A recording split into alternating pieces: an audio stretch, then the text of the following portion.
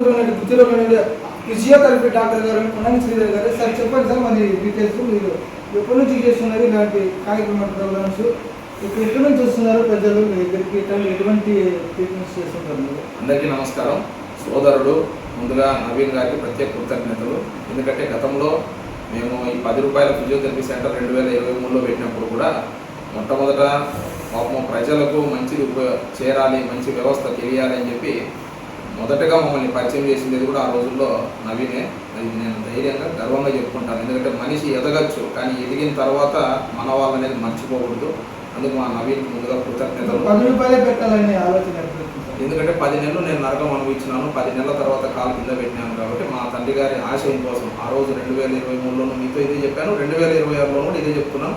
సంవత్సరాలు మారచ్చు కానీ వ్యక్తిత్వాలు మార్చుకోవాలి. అదండి, దానికి 10 రూపాయలు అనేది పెట్టాము. కన్సల్టేషన్ ఫీజు, ట్రీట్మెంట్ ఇస్తే 50 రూపాయలు ఉంటుంది. ఇది ఎవరికి? Original white ration card holders వాళ్ళకి మాత్రం. ఎంప్లాయర్స్ వేరే వాళ్ళు వస్తే వాళ్ళకి ట్రీట్మెంట్ కన్సల్టేషన్ ఫీజు 50, ట్రీట్మెంట్ ఇస్తే 100. ఎక్కడి నుంచి వస్తుంటారు మీ దగ్గర? ఇక్కడ ట్రీట్మెంట్ బాగా చేస్తుంటారు కదా అని చెప్పేసి ఎక్కడి నుంచి వస్తారు? జనరల్గా ఫిజియోథెరపీ అంటే ఇది నాటు వైద్యము అలాంటిది కాదు.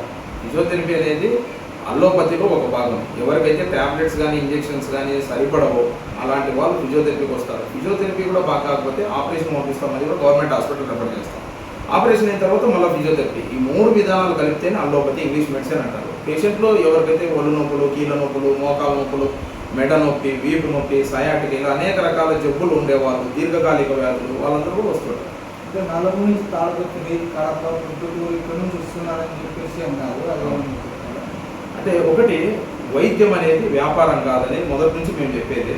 వైద్యం అనేది ఓపికతో కూడిన వైద్యము.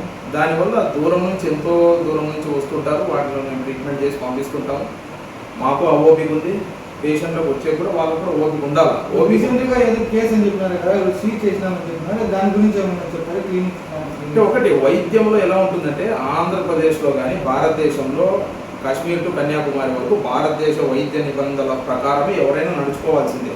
ఎందుకంటే ఆంధ్రప్రదేశ్లో ఇలాంటి సెంటర్ పెట్టాలంటే ఇంటర్ తర్వాత 5 సంవత్సరాల bachelor of physiotherapy NTR university of health సైన్సెస్లో చదువుకొని పాస్ అయిన వ్యక్తులు, క్వాలిఫైడ్ డాక్టర్స్. మేము అందుకే ఎప్పుడు చెప్తుంటాం, మీరు ఎక్కడికైనా వెళ్ళండి, డాక్టర్స్ దగ్గరికి వెళ్ళండి. అది 10 రూపాయల డాక్టర్, 10,000 డాక్టర్ కాదు, మీరు ఎక్కడికైనా వెళ్ళండి. కానీ క్వాలిఫైడ్ డాక్టర్స్ దగ్గరికి వెళ్ళి మీరు ట్రీట్మెంట్ చేయించుకోండి. ఇలా క్వాలిఫై లేని వాళ్ళు, నకిలీ డాక్టర్, అలాంటి వాళ్ళు ఎంతమంది పెట్టినారు? ఒకటి, అది వ్యవస్థ చూడాల్సింది ఎవరు? పోలీస్ డిపార్ట్మెంట్, ఆరోగ్య శాఖ అధికారులు వాళ్ళు చూస్తారు. సో వాళ్ళు తనిఖీలకు వచ్చినప్పుడు నీ దగ్గర క్వాలిఫికేషన్ లేనప్పుడు ఖచ్చితంగా 100% వాళ్ళు సీజ్ చేస్తారు, మూసేస్తారు. చట్టం ప్రకారం ప్రజల ఆరోగ్యం ముఖ్యం. ఈరోజు మీరు వ్యాపారం దేంతోనే చేయొచ్చు, చేయకపోవచ్చు, అది మీ ఇష్టం. కానీ వైద్యంతో, రక్తమాంసంతో వ్యాపారం చేయకూడదు. అలా వ్యాపారం చేసే వాళ్ళని ఖచ్చితంగా ప్రభుత్వం చర్యలు అనేది తీసుకుంటుంది. అది సిస్టంలో ప్రాసెస్. అందుకే మొన్న కూడా అనంతపురంలో 2 రోజుల కిందట దాదాపు 4-5 క్లినికులు కూడా సీజ్ చేశారు. ఇది ప్రజలు కూడా తెలుసుకోవాల్సిందే. ఎందుకంటే ప్రజలకు ఎప్పుడైతే నాణ్యమైన వైద్యం అందుతుందో, కార్పొరేట్ స్థాయి వైద్యం అందుతుందో, డాక్టర్ల మీద ఇంకా ప్రేమ, అభిమానం పెరుగుతాయి. పెరగాలి అంటే ప్రజలు కూడా సహకరించాలి. ఎవరు మంచి వాళ్ళు, ఎవరు నకిలీ డాక్టర్లు ప్రజలు కూడా తెలుసుకోవాలి. సరే, చూసారు కదండి మన డాక్టర్ గారు బీజేపీలో క్యాడర్గా ఉన్నటువంటి వాళ్ళు. మీరు పార్టీకి రాజీనామా చేశారా? పార్టీలోనే ఉన్నారా? తల్లికి ఎవరైనా ఒక్కసారే పుడతారు. తల్లికి ఎవరైనా ఒక్కసారే పుడతారు. సో అందుకు రాజకీయం వేరు, వైద్యం వేరు. రాజకీయం వైద్యాన్ని ఇప్పుడు మిక్స్ చేయకూడదు. రాజకీయం వేరు, వైద్యం వేరు. తల్లికి ఎవరైనా ఒకసారి పుడతారు. తల్లి మీద కోపం వచ్చినా, తల్లి మీద అలిగినా, తల్లిని విడిచిపెట్టి బిడ్డ ఎక్కడికి పోడు. 40 సంవత్సరాల నుంచి మా తండ్రి గారి కాలం నుంచి భారతీయ జనతా పార్టీ 1982 నుంచి ఉన్నా. నేను 2022 నుంచి ఉన్నా. అంటే జనాల్లో మీరు గుర్తించే వాళ్ళు ఎలాంటి వాళ్ళు ఉన్నారు? కొంతమంది మీరు ఎక్కడికైనా పోయినా కూడా హాస్పిటల్ పరంగా కూడా, పార్టీ పరంగా ఎట్లా చూస్తారు? ఈ దేశ పౌరునిగా ముందు గుర్తిస్తారు ఫస్ట్ పాయింట్. రెండోది 10 రూపాయల డాక్టర్గా అభిమానిస్తారు. మూడోది బ్రాండ్ అట్లా వచ్చేసింది.